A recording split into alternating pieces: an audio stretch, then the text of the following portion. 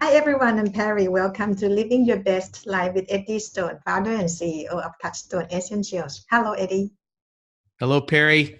Hello to the audience. Hope everybody's doing well this evening or this morning, wherever you happen to be. So how are you, Eddie? You know what, Perry? I'm doing fantastic. Getting ready to go on a little bit of a trip, and I'm excited about that. So, and happy to have a chance to be with everybody this evening.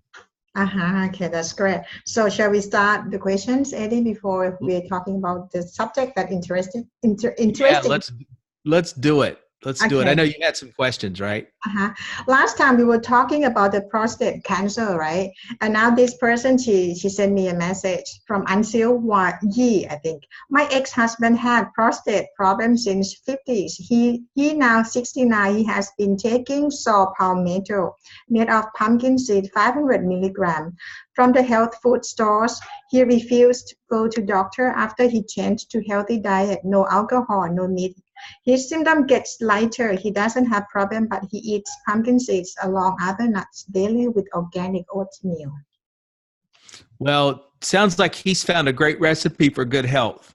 And if you remember from our show, we talked about one of the most significant bits of research out there came from Dr. Dean Ornish and a study he did where he took men in that age group that had advanced prostate issues, and they did a double-blind, crossover-blind study where they put them on plant-based diets, basically got rid of the alcohol and the meat and the other things.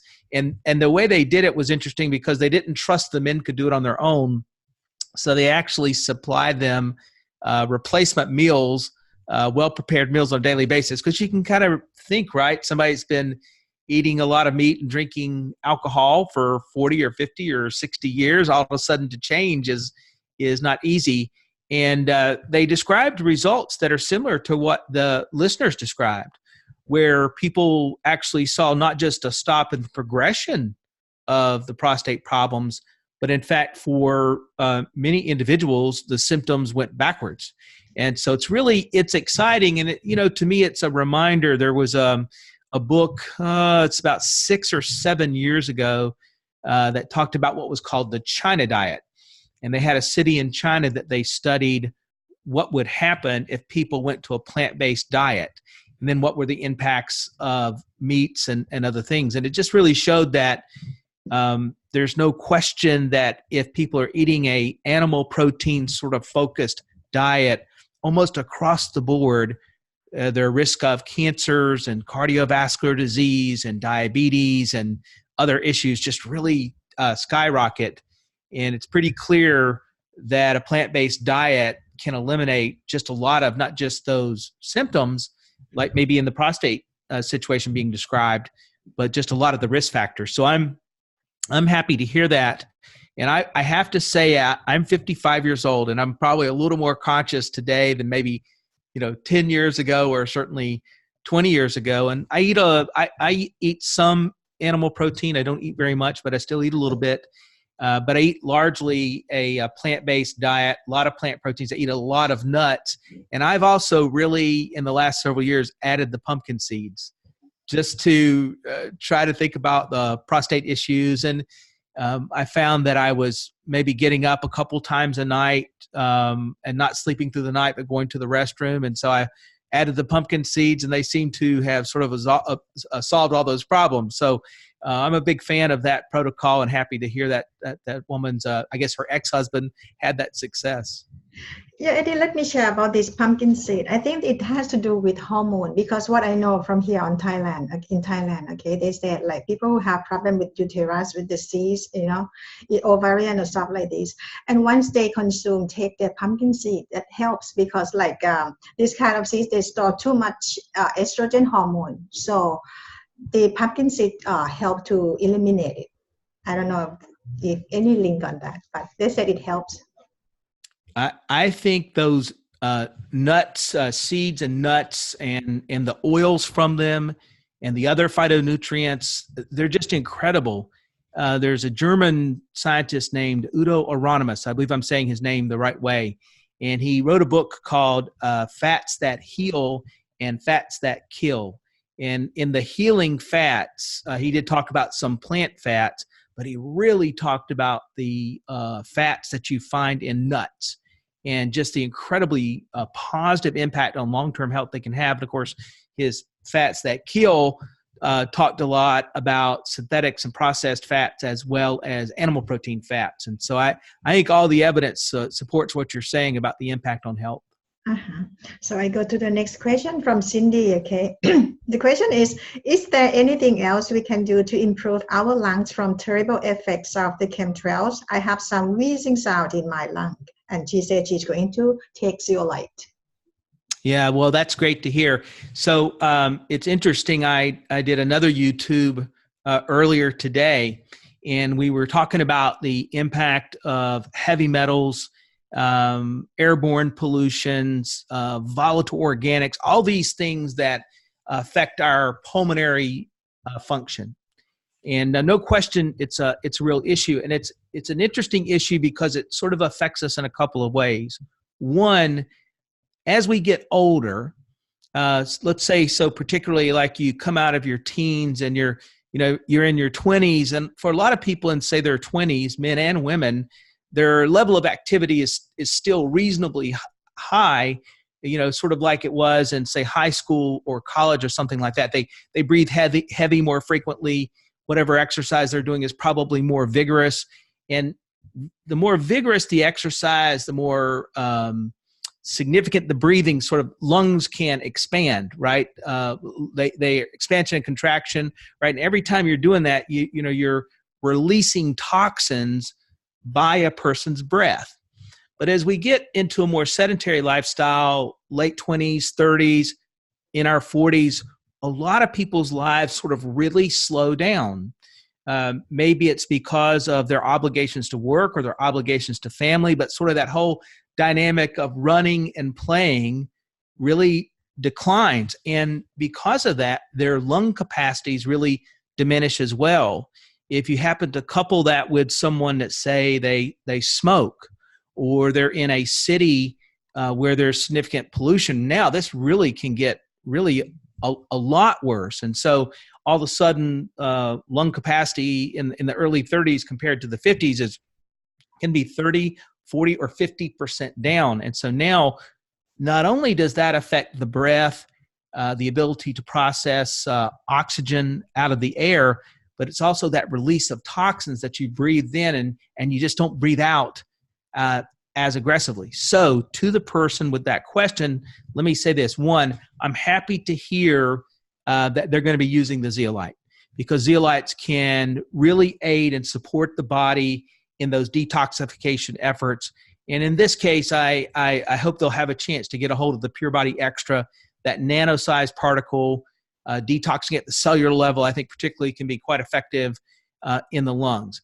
But additionally, they've got to do whatever they can to increase their amount of activity. Even if because of their current physical condition, their age, or where they live, they need to start slow, they need to find a way to breathe heavy and breathe heavy on a regular basis. And the more they can do that, the more they can expand their breath. And whether it's meditation or yoga, we hear a whole lot of dialogue from a holistic health standpoint about breathing, how it impacts us from a mindfulness standpoint, but creating a homeostasis. And so breathing is, whether we're talking about yogis in India or others practicing Tai Chi in Asia, or just vigorous exercise that you see in other places, breathing heavy, breathing in a mindful way is important. So don't just rely on the zeolite. Do what you can to limit your environmental breathing exposures to toxins. I think that's really critical. If you have a chance, if you don't filter the air in your home, can you filter the air in your home? When you see that the warning levels for pollution outside are high, try to avoid that if you can, but at the same time, try to find a way to be vigorous with your breathing, whether that's exercise or through mindfulness, through yoga or Tai Chi or something like that, because your breath is just as important with aiding your body at eliminating toxins. And the great thing is you can expand your lung capacity at almost any age, barring emphysema or some of those types of diseases. So the chances of this person making a strong fight back are great. Okay, thank you. And next question from Scorpio Algo. What do you think of the ketogenic diet for any ailment, cancer of any sort, diabetes, Alzheimer's, dementia, etc.? So I kind of knew that that's what we were going to make our focus tonight, right? Was the keto diet. And we've had some discussion before about the keto diet, and that's simply because it's very popular, right? I assume just from the question and your own familiarity with the issue that it's something people talk a lot about in Thailand. I know here in the States, it's quite popular. I have some friends, and we're on a tech stream, right? These are guys that I went to school with, and we all keep up with each other. And, because we're of a similar age, we all have kind of fought the same issues, right? Sort of same health concerns. And it seems like every winter over the last several years, we're all like, man, I want to try to lose some weight this winter, or, be better ready for the spring, or whatever happens to be. Or my doctor just said my weight's too high, or, kind of whatever it is. So we have this discussion, and there are some guys in the group, personal friends, and they've had some success with the keto diet. And so there's no question that it can be successful, but I have a couple challenges. But let's just make sure for the audience we talk about what we mean when we say the keto diet. And there's sort of a couple different ways you could look at it. One is what you would call sort of a standard ketogenic diet. And this is a diet that really we're talking about 75% of your calories coming from fat. So about 20% of your calories coming from protein, and 5% or less of your calories coming from carbohydrates. And the idea there is that it throws the body into ketosis. And so then in order for the body to get the carbohydrates that it needs for survival, for brain function, for other issues, it's going to convert your fat into a burnable carbohydrate. The idea, the logic, and it turns out that this is true biologically, is that you would lose weight because of that. There's also cyclical ketogenic diets. This one's a little different to me, interesting, where you're kind of 5 days where you're really specific about it, 75+% of the fat, 20% protein, almost no carbohydrates. And then 2 days a week, you have just all carbohydrates, right? So it throws the body into these various cycles. And then there's a more simple, maybe a balanced approach where it's just simply saying, you know what, I'm going to have a super high protein diet. That's easier for some people than the high fat version. So 60%, now these numbers are different, right? 60% of their calorie consumption is coming from protein. And then about 35% is coming from fat, and 5% is coming from carbohydrates. No matter what the scenario is, if a person's disciplined, they're probably going to lose some weight. And when they lose that weight, they're going to address a number of metabolic issues, including diabetic issues, and probably even immune function. The challenge of the research is sort of twofold. One is people have a hard time staying with the diet. Right. They fatigue on the mouthfeel of all that fat and sort of this just constant savoriness of that. And the same thing when they're just having the protein. And they'll even develop a little bit of an obsession for sweets. And they can become they can wind up being binge-minded when they're around sweets or carbohydrates. And so the data on a person being able to say, this is going to be a lifestyle choice now for the next 10 or 15 years is just really not there. Just a lot of people can't do that. And maybe that's just because of how society eats. But the other side is when we talk about a diet that is that high in fat and that high in protein, then we're talking about a diet that is not rich in micronutrients.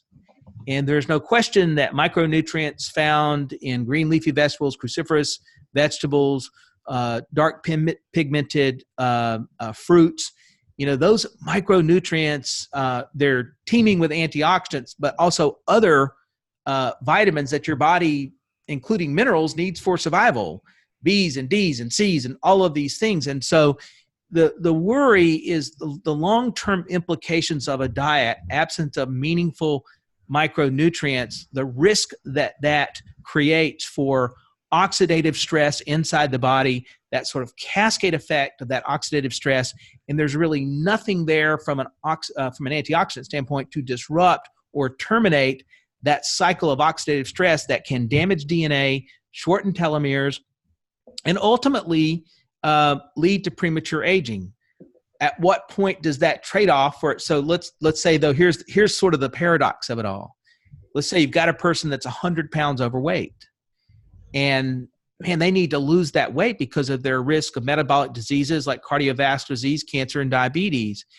Well, if the only way they can do it is to go on one of these extreme keto diets and they lose that weight, well, gosh, we have to celebrate that and say they did something to deal with a real serious issue, being that kind of overweight. However, can they stick with it? And then what happens when they don't get the micronutrients? Can they reintegrate fresh fruits and vegetables and stay away from processed foods? And so that's fundamentally, Perry, for me, that's the challenge. I celebrate the people that have had these temporary successes. My worry is, have they learned something that they can do for the next 40 or 50 years to enjoy a happy life that has as little disease issues as possible, right? We can't eliminate all the risk factors. And so is it better to learn a right combination of fresh fruits and vegetables, basically ultra-processed foods, lean sources of protein, if not just all plant-based proteins, and healthy fats? I realize what I'm describing for some people may be easier than the keto diet, or maybe harder, right? This is all sort of individual to us, but I'm more about cultivating with ourselves, examples to our families, these habits that we have a longer trust with in terms of how they affect our ability to age in a healthy way. But I don't want to ignore the keto diet thing. Just for me, it's a paradox of how much keto is too much and the long-term impact. So, but for those that tuned in because they wanted to know more about keto, I created a little list that I wanted to review with you. So if you're going to focus on a keto diet, I would encourage you to try to get as much of the fat as you can from nuts, from things like avocados. These are things with very limited amounts of carbohydrates, fatty fishes as much as possible. Of course, you can satisfy the fat and the protein you're looking for by having meats, fatty meats. You can also do it with butters and creams and cheeses. But gosh, I just know that those saturated fat sources just don't have a whole lot of micronutrients at all. And if you are able to achieve your goal for either the protein heavy or the fat heavy version of the keto lifestyle, just consider, can you do it with nuts, avocados, and things of that kind? So that's sort of my idea there. And of course, there's plenty of low carbohydrate vegetables to make sure you are getting some vitamins, nutrients, electrolytes, and minerals. And so there I'm talking about things like deep green leafy vegetables that you just don't prepare with sort of sugary type of dressings. In this case, you just use oils. And if you can use plant-based oils, then you're still satisfying that sort of idea that you have for the keto diet. Onions, peppers, they're generally low carbohydrate vegetables and fruits. Even tomatoes can sort of fit that bill. Condiment-wise, herbs, salts, peppers, but not ketchups and generally not mustards. And so you gotta be smart about it so you can try to get your vitamins and nutrients. And things to avoid is sugary foods, processed foods. You don't want really any kinds of grains or starches that sort of negates the impact of what you're trying to do. High sugar fruits, a pineapple, for example, extremely high source of sugar fruit. Now, pineapple, I don't want to just beat up pineapples because they have other things. Generally on these diets, you don't see people eating root vegetables because they're high starchy vegetables, not a lot of beans and legumes. And of course, you want to stay away from condiments all that you can, and unhealthy fats as much as alcohol. And of course, diet cookies, low fat, no fat muffins, bad ideas. And of course, you'll have to avoid alcohol if you want to get yourself into ketosis. There are kits if you live around a reasonably good size pharmacy or drugstore, you should be able to go into the store and get little sticks that you can put some urine on, and it'll tell you whether you're in ketosis or not. So there are things you can do to sort of optimize the effect. And I really just wish everybody good luck. I know people have to find a diet that works for them, but I have these mixed emotions that probably comes through when I think about the keto diet.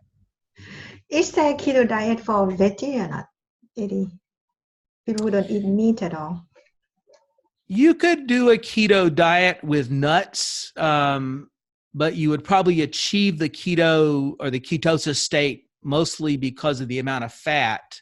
It would be difficult to do it where, say, 75% of your calories were coming from a plant-based protein.